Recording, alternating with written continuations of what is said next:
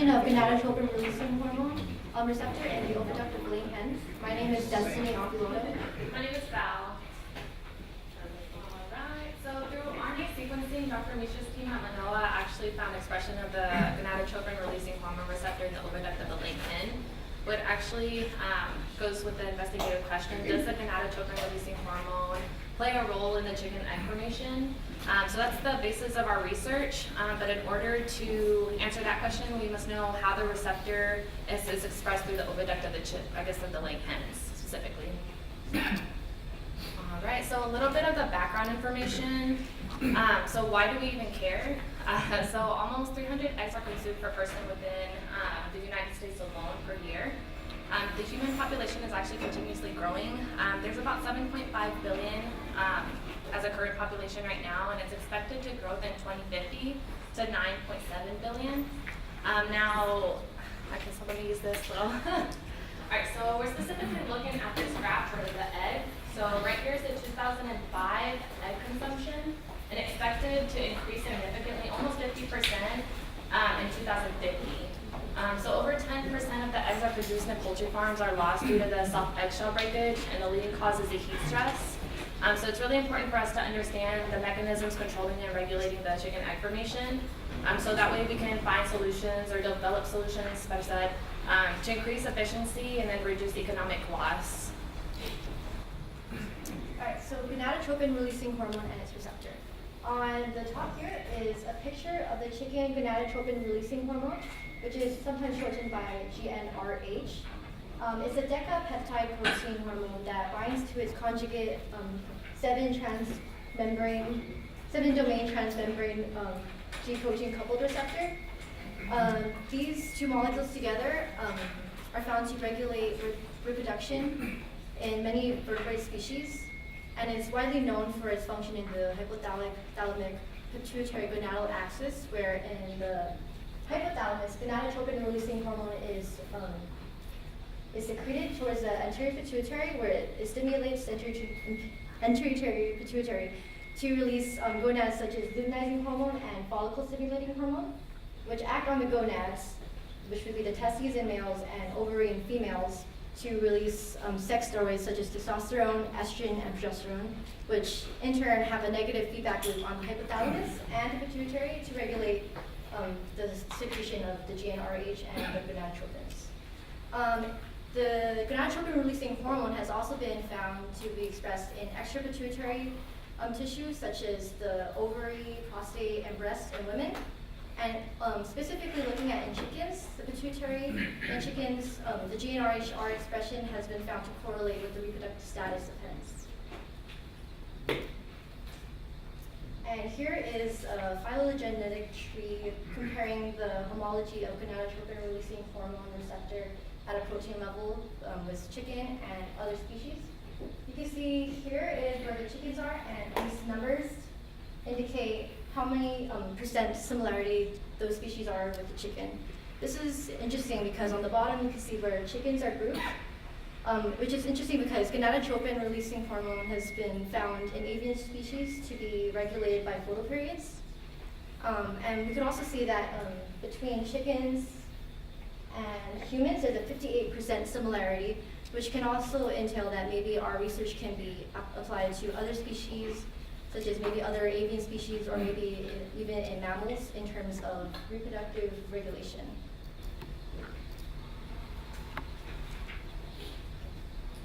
So this illustration is the chicken oviduct. So right here is the ovary. So in ovulation, the egg is dropped and then intercepted by the infundibulum, which is the site of fertilization. It then migrates into the magnum. Magnum is where the bulk of the albumin is made and added. So it's 3 hours post-ovulation, which is really important because that's going to be one of the tissues we'll be actually testing. From there, it goes into the isthmus, which is where the protective layer is added. From there, it travels into the uterus, which is also known as the shell gland. It goes through a process known as calcification, which is the production of the hard shell. Now, this is also, it's 15 to 20 hours post-ovulation, and like I said, that's also another tissue that we'll be testing. It's important to know specifically this is where the magnum is at 3 hours, and then this is where the egg is at 15 to 20 hours in the uterus. our hypothesis, I'm just going to state, so the expression of the gonadotropin-releasing hormone, mRNA, in the magnum and uterus of laying hens will occur in a spatiotemporal manner to indicate its role in regulating the egg formation. So going into our materials and methods, this is our basic flow of what we've done so far. So first we started off with our septic treatment, which included 40 high-line white hens. 31 of the 40 hens were laying hens, meaning that they're regularly producing an egg and regularly ovulating. And then 4 of the 40 hens were non-laying, meaning that they had no developing follicles in their ovary. And we also had 5 Molter hens, which is meaning that they may have a developing follicle, but no ovulation has occurred, so they're kind of in a reproductive rest at that point. And then, so all these hens were exposed to 16 hours of day, 8 hours of night, and 13 of the 31 laying hens were exposed to 21 to 22 degrees Celsius and will be classified as our normal laying hen group. And then 18 of the laying hens were kept in 32 to 35 degrees Celsius environment and will be classified as our heat stress group. And then so during this time, in the laying hens, the laying patterns were monitored in order for in tissue collection. These laying patterns were used to estimate when those hens should be euthanized in order to get 5 hens at 3 hours post-ovulation, and then 8 hens at 15 to 20 hours post-ovulation. And then with our heat stress group, half of the 18 were euthanized at 3 hours post-ovulation, and the other half were euthanized at 15 to 20 hours post-ovulation. And from these tissues collected from only the magnum and the uterus of those oviducts, RNA isolation was done to basically have in hand the mRNA, which is a template for expressed genes in that tissue. With the RNA isolated, we then performed cDNA synthesis in order to get a double-stranded template for qPCR. And at the end of cDNA synthesis, we had a total of 62 cDNA samples, 31 of which were from the uterus, and 31 were from the magnum of the hens. And then, so from the cDNA synthesis, we performed qPCR, which allowed us to find out the relative expression of gonadotropin-releasing hormone receptor using our primer specific for that chain. And then next, after that, we analyzed all the data that we got from the qPCR, and so we could basically see the difference in expressions, and we used the housekeeping gene, the tadabiding protein gene, to normalize the expression, and we used the non-laying hens as our control, and fold change was calculated in order to find the difference of the different group hens expression compared to the non-laying. If that makes sense, sorry. So yeah, that's basically what we've done. And then going into results. So we're going to the results. So this is the expression of the hormone receptor in the magnum. So this is 3 hours post-ovulation. Now, I just wanted to first start off, it's in log scale. Now, these little egg icons, it tells you where the egg is present in that tissue. So at 3 hours, the egg is present in the magnum. So the egg is right here, and then the heat stress is in comparison to the 3 hour. So in the order that we chose to do it is the non-layers first. This is going to be our control. So they shouldn't be producing any eggs. Now, here's the non-layers. Here is the molters. Following is the magnum at 3 hours, 15 to 20 hours, and then the heat stress eggs. Or hens better said. So right here there's low expression in the non-layers and molters. Now in the 3 hour, there is a significant expression of the gonadotropin-releasing hormone, so the egg is present at that time. Now, this is slightly decreased, but remember this is still in the magnum, it's not at the uterus. So this is after the egg passes, there's lower expression. The heat stress is slightly affected. So, but the main thing you want to capture from the magnum is that there was higher expression while the egg was present in those tissues. Our next one is going to be the hormone receptor in the uterus. So this is 15 to 20 hours post-ovulation. It had same, of course, the egg is going to be, I guess, in the uterus at 15 to 20 hours. So the heat stress eggs is in compared to the 15 to 20 hour. So of course there's lower expression in the non-layers and molters. Now the egg hasn't made it to the uterus yet, so there's lower expression if you can see here. Once the egg is present in the uterus, the expression skyrocketed. And it is significantly affected by the heat stress as well. But like I said, the main thing that you want to take from these slides is while the egg is present, there's so much more significance and so much more expression compared to the non-layer, which should have very little to no expression. All right, so we can presume that the gonadotropin releasing hormone receptor expression does correlate with the location in the egg, of the egg in the oviduct.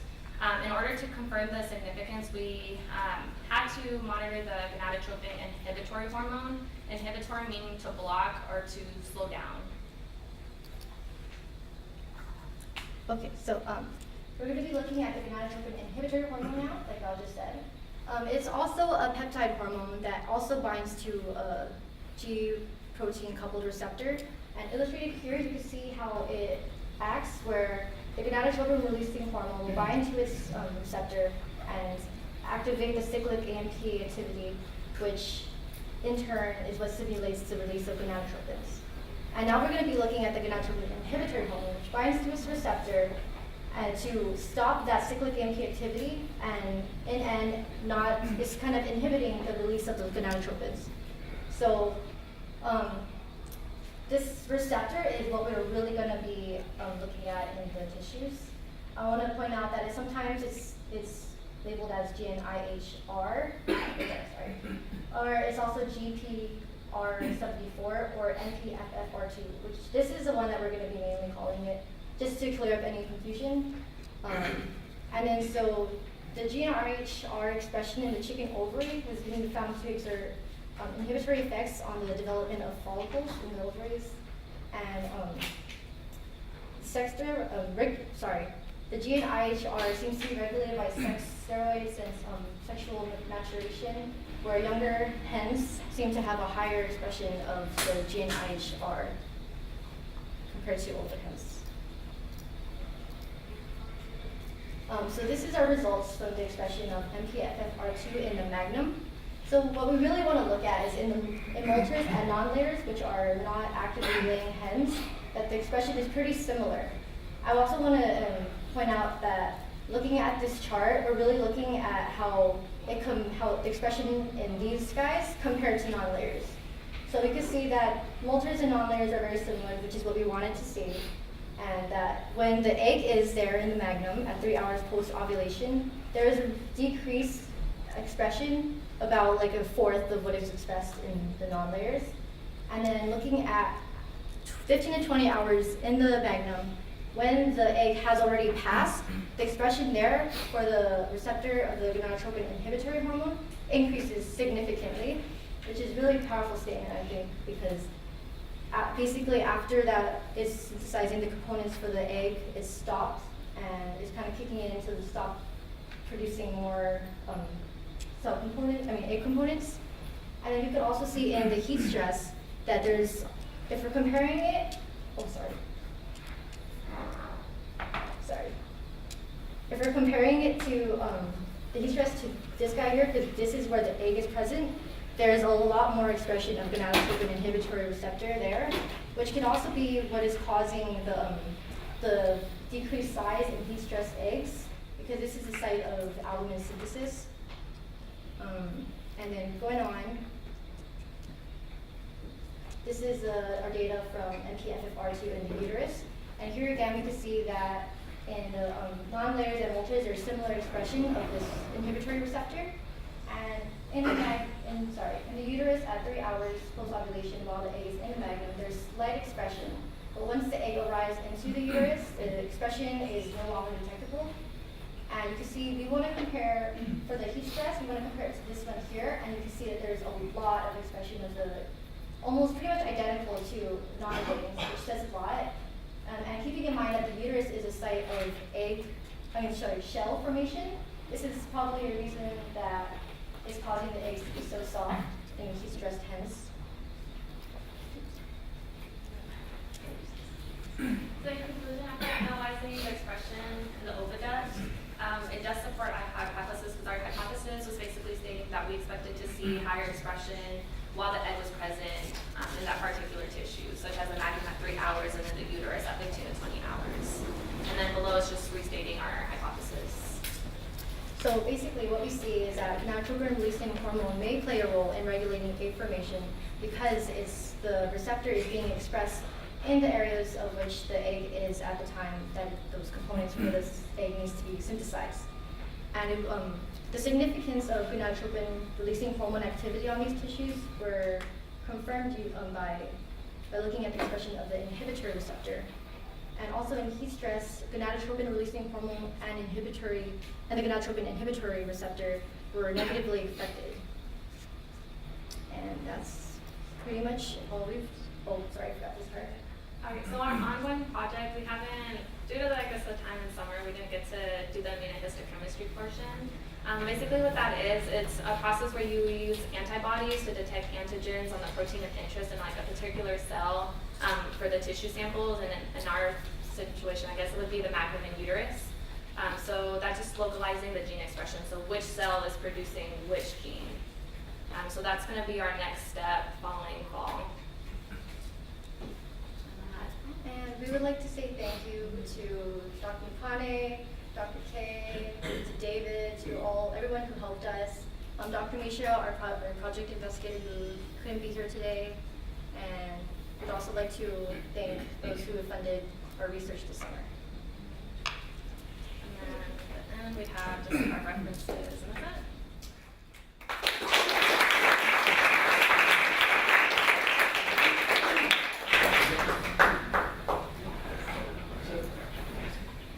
it. Really good presentation. I'm just curious, when the chicken is going through some physiological changes, is there anything, the gut, like pH or any of those changes that are affecting the expression of the Ooh, that's actually a really good question. I'm actually not too sure on that. In the gut? We're not too sure. We never really looked too much into maybe other things that might have affected the expression of these receptors. That could be a possibility, but we haven't actually listened to that. Well, that's a good question, though. Any other questions? I'm going to ask you a question. Yeah.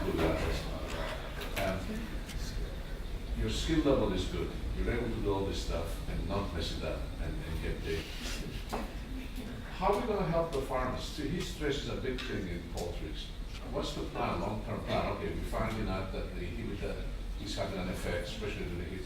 How are we going to help the farmer to improve his quality? Air conditioned kind of cages, or are we going to do something with the chickens that? You're finding solutions for Yeah. it? That's a good question. Getting out So maybe I think what you're kind of saying is how can our research basically be applied in order Yeah. to, So I think it's just really important to understand what's regulating the reproductive, whatever's going on in their oviduct in order to figure out what we can do to, I guess. What can we do? Well, like you said, AC. It's That's expensive. a possibility, but I mean, it wouldn't be very cost efficient, right? Maybe spreading out the chickens into more areas so they're not so compact and that could contribute to the heat. Maybe that's one way, or. Any molecular clues here, any molecular suggestions that we can use to, any ideas? Well, That's okay. I mean, I hate to say shoot up the chickens with hormones and stuff, but I mean, that could be a possibility. That's okay. Yeah. Any easier questions? Yeah.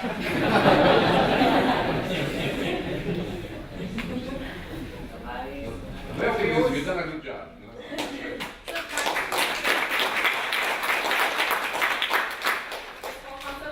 In the beginning of summer, so I didn't even know what a qPCR was. I didn't know anything, not even pipetting, and I was like, what is that? So just to get this far in summer, I was so proud of that. That segues nicely into, we always like to hear, you want to share some experiences, what you learned. What's your main takeaway from the summer experience, right? Well, a lot. I think, Give us one or two. I think the hardest thing for me was having to sit down and read a whole bunch about chickens. Yeah.